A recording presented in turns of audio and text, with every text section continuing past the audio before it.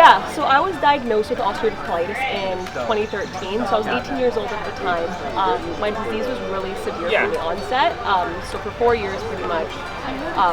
Hospital visits, scans, scopes, all that kind of work. I missed a lot of school, I missed a lot of work. After in 2017 I ended up getting a surgery, so my life improved significantly after that.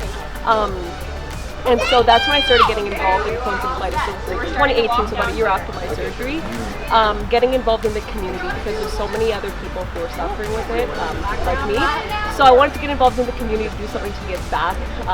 And then in 2018, I got diagnosed with Crohn's disease. So it's kind of like a twofold day, and it's super important to me because, like I said, I lived with it. I had it really severe for a long time, and now I have Crohn's disease. So something to get treated, eventually hopefully find a cure, and go from there. Sure, it's a chronic illness and it's a lifelong disease, it's an autoimmune disease. And actually, interestingly enough, Canada has, I believe, some of the highest rates of IBD per capita in the world. So right now, I believe there's about 350,000 people with IBD, about, give or take. But by 2035, that number is expected to rise to 1% of Canadians, which is going to be, I believe, around 400,000 or more. So IBD is really it's life-altering. It's stigmatizing because nobody wants to talk about gut issues, especially going to the bathroom and the symptoms that come along with it, diarrhea, abdominal pain.